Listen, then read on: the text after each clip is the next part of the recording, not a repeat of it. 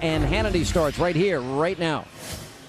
And welcome to Hannity Tonight. Despite the best efforts from the Obama operatives in Israel, Prime Minister Benjamin Netanyahu won re-election in Israel, and standing by with reaction from the White House is Fox's own Ed Henry. Ed, not exactly the reaction they wanted, and nor did the president take the time out of his very busy schedule to call the prime minister.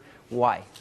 He was in Cleveland talking about the economy. You're right. The president did not reach out to him, Benjamin Netanyahu, at all, for several reasons. One, their excuse is they say, look, he's still working to put together a governing coalition. And so in previous Israeli elections, the president also waited then until they got everything all together. But I'll get to that in a moment about how other world leaders are not waiting. The other interesting response is that various Democrats like Nancy Pelosi, David Seamus, a top White House aide here, would not congratulate Netanyahu by name when they did various news conferences, TV appearances today, instead just congratulating the Israeli people on an election. It gives you an idea how stunned they are here. It's clear that at best, it was no secret that they were hoping Netanyahu would lose. At worst, they thought maybe he would limp in, not have a sort of a landslide, limp in and be so wounded that he couldn't really speak out against a potential nuclear deal with Iran.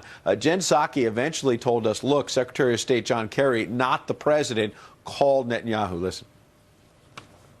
Okay. Secretary Kerry called the prime minister this morning to congratulate him. Given there is an ongoing government formation process, they did not discuss substantive issues. Now, she also said that she was not going to characterize the tone of the call, raising questions about whether it was tense or not. She insisted don't read into that. But on that point, the reason, they said, is that they're waiting for a government to be formed in Israel. It's widely believed that Netanyahu will eventually emerge from that, the leader of the coalition. And that's why even David Cameron, the UK prime minister, put out a tweet saying, quote, congratulations to Netanyahu on election result as one of Israel's firmest friends. UK looks forward to working with the new government. No surprise then that even Robert Gibbs, the president's former press secretary here at the White House, said today he thinks this relationship may get worse, Sean. It may get worse. A lot of class by the Prime Minister of Great Britain. Pretty sad with the president. Ed, thank you so much. Good to see you. Now, last night, after it became very clear that the prime minister was going to win re-election, former Obama advisor David Axelrod, he took to Twitter and he wrote this: tightness of exits in Israel suggests Bibi's shameful 11th hour demagoguery may have swayed enough votes to save him, but at what cost? My next guest, Dan Senor, he tweeted Axelrod back. I tweeted him too. He wrote, quote, most durable boost to Bibi was White House campaign against his congressional speech. This did more to help Bibi Netanyahu consolidate the right than anything else. And he's here in studio, the co-founder of the Foreign Policy Initiative, Dan Senor. He made the speech bigger. Right. He made the election bigger.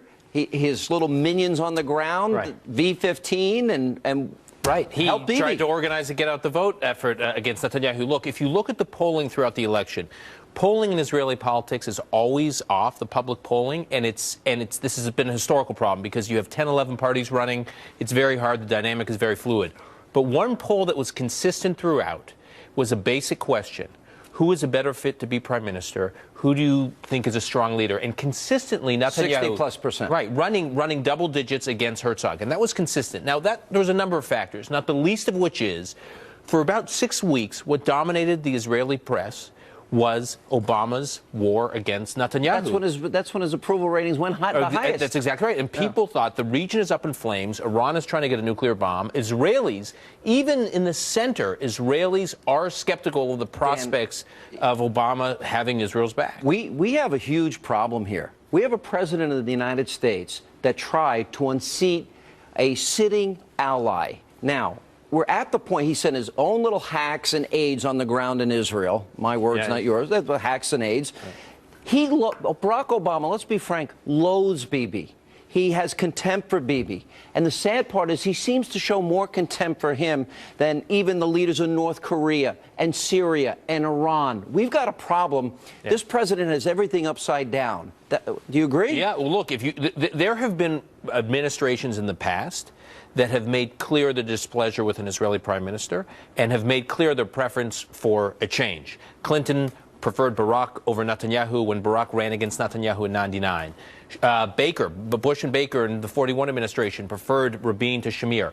There has never been a precedent like this election. Ever. Where the president got so directly involved in the Israeli election and did so much to wage this campaign against the prime minister. And now he's got to deal with them. And you know, the media and the analysts in Israel were saying this election was going to be a referendum on Netanyahu. I agree. And Netanyahu won big, which, to quote one columnist I saw today, said the Israeli public basically said they trust Netanyahu with Israel's security more than they trust Barack Obama. Well, by a big margin. Right. All right, huge victory last night. Dan Senor, thank you very much. Good to be with you. All right, now yesterday, after the Israeli exit polls indicated that the prime minister, in fact, won re-election, members of the mainstream media, they just couldn't hide their liberal disgust and their support for Obama. Watch this. Prime Minister Benjamin Netanyahu took to Twitter tonight to declare himself the winner.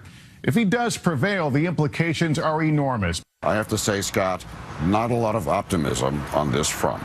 They feel that the Likud party and the right wing do have a sort of racist policy. Netanyahu is panicking, and so he's scaring people about foreign conspiracies, about security threats. If you take his words about the Arab vote and translate it into American politics and call it the black vote, you see how racist this is. And if the Prime Minister decides to say something like that, sorry, this is absolutely racist. How long is Netanyahu going to impact our foreign policy, even shape it? The Prime Minister's foreign policy being a serious liability for the country. A lot of disappointment at the White House this morning, realizing they have to try to work with Netanyahu for the next 2 years, a man who has been such a thorn in their sides. This also means that the relationship with the President Obama is going to be even more poisonous. I think it's a major pain in the neck for this White House. I think this White House and a lot of the world was expecting this election, if not to go the other way, at least to be a lot closer.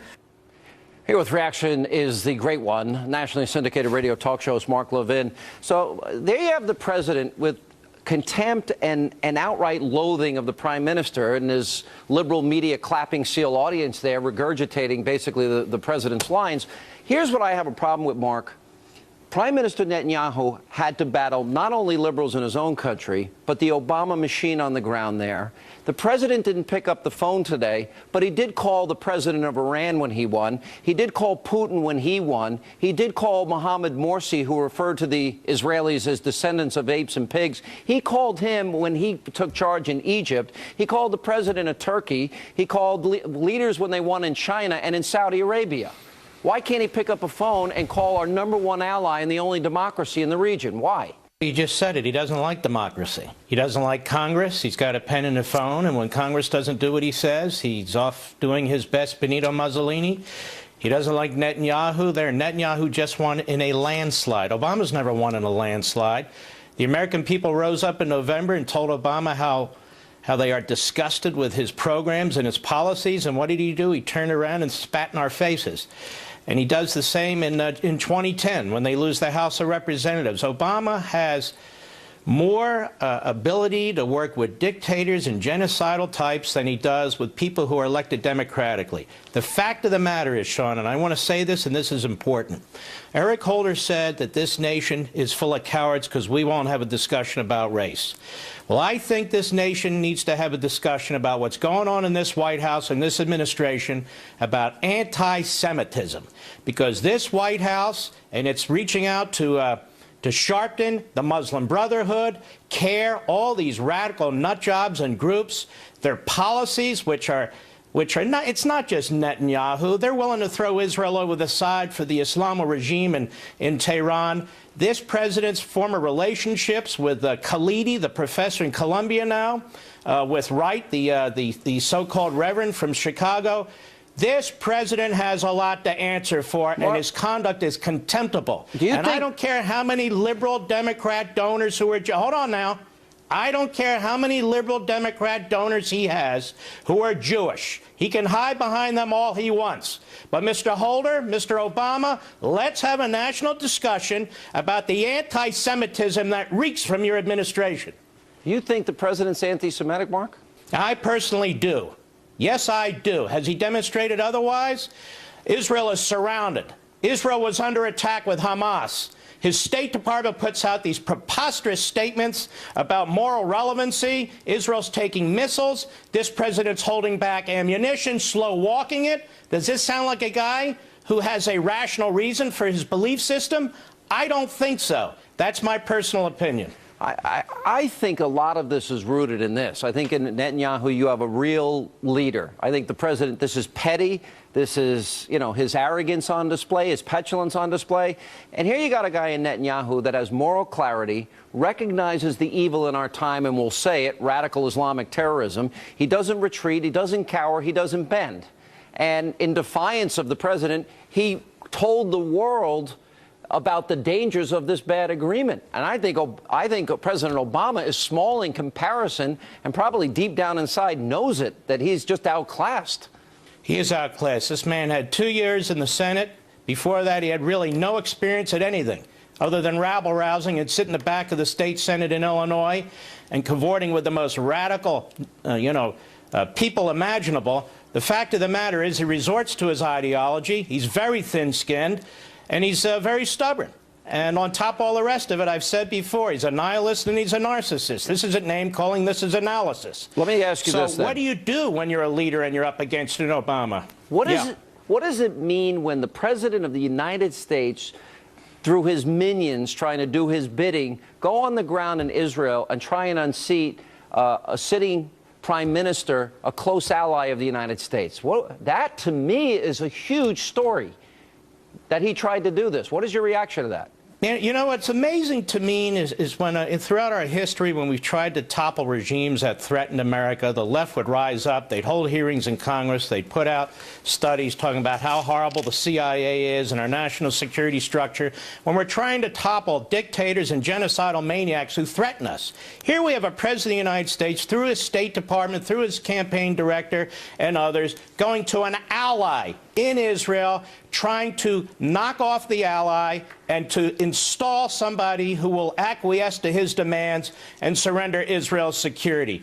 There need to be full-blown congressional hearings about that money flow out of the State Department into Israel, directly and indirectly. His fingerprints are on it, and they need to find them. He's nicer to Mohammed Morsi, the former head of the Muslim Brotherhood, than he has been to Netanyahu. Mark, good to see you. Thank you, sir.